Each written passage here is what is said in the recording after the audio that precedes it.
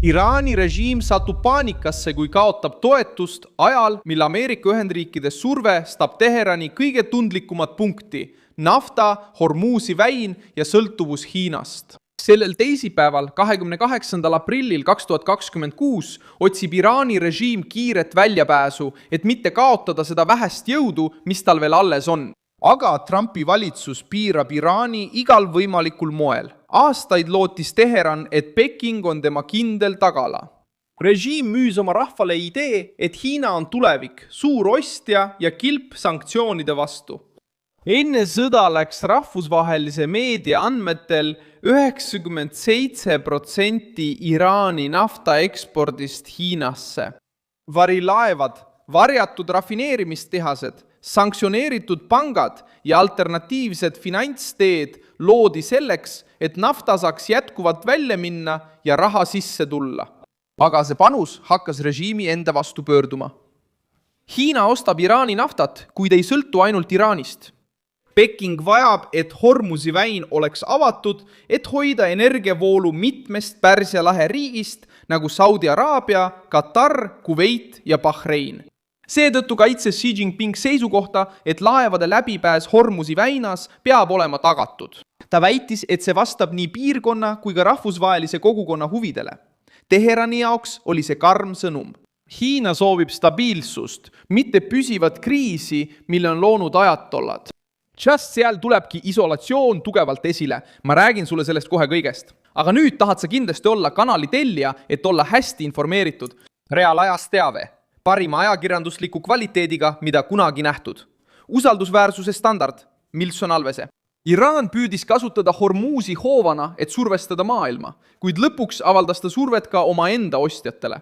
Kui laevad piirkonda väldivad, tõuseb nafta hind, gaas muutub kallimaks, plastiku hind mõjutab tööstust, transport tunneb šokki ja Hiina arvutab kahjusid.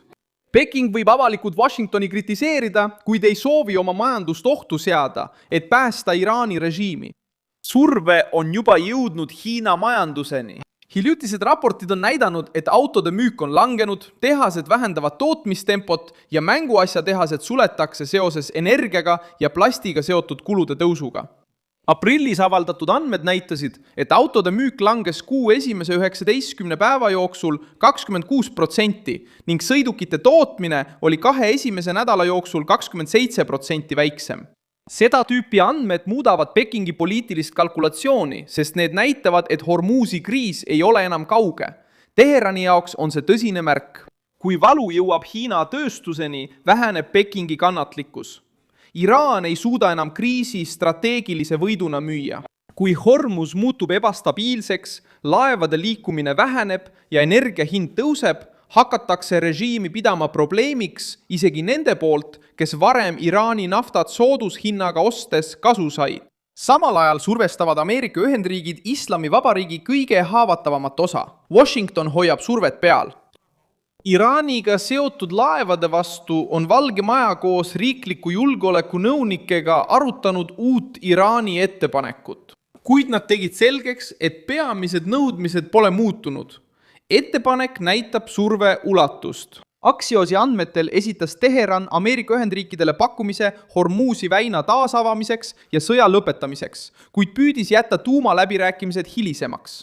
Kava olevat edastanud Pakistani vahendajad Islamabadi läbirääkimistest, kuid sellel pakkumisel on Washingtoni jaoks ilmne probleem. Kui Ameerika Ühendriigid nüüd blokaadi lõpetavad ja lõpetavad sõja ilma tuumalepinguta, saab Teheran hingetõmbeaega, hakkab majanduslikult taastuma ja jätab oma kõige ohtlikuma kaardi hilisemateks läbirääkimisteks alles.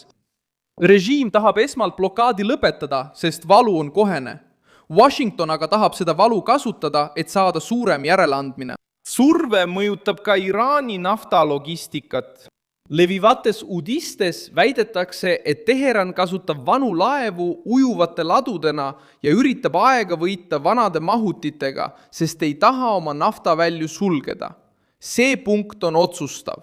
Naftaväli ei tööta nagu tavaline kraan. Tootmise peatamine võib põhjustada tehnilisi kahjustusi, võimsuse kaotust ja pikaajalist kahju. Trump kasutas just seda argumenti väites, et Iraanil oleks vähe aega, enne kui nende tootmissüsteemid seisaksid silmitsi tõsise kriisiga.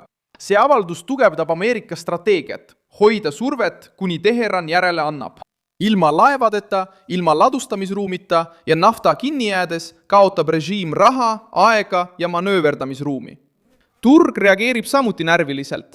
Isegi pärast Iraani ettepanekut Hormuzi taas avada, tõusid nafta hinnad. See näitab, et investorid ei näinud seda pakkumist kui kohest lahendust.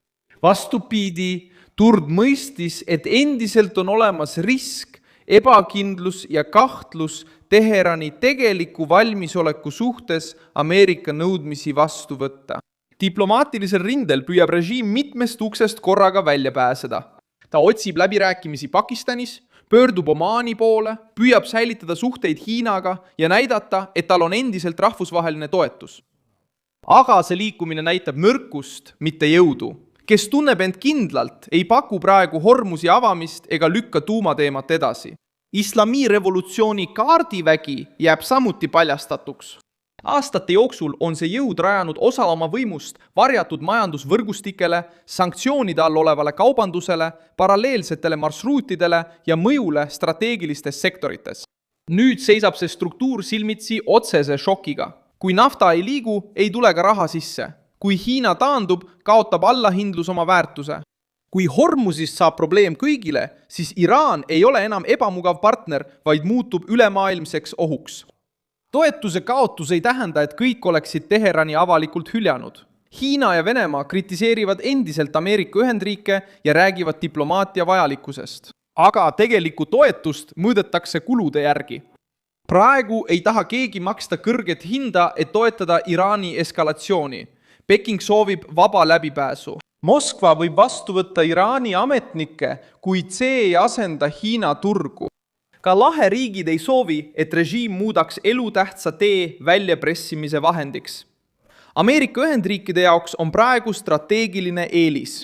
Washington ei pea vastu võtma kiirustades tehtud ettepanekut, kui see lihtsalt annab režiimile hapniku juurde, lahendamata tuumaküsimust.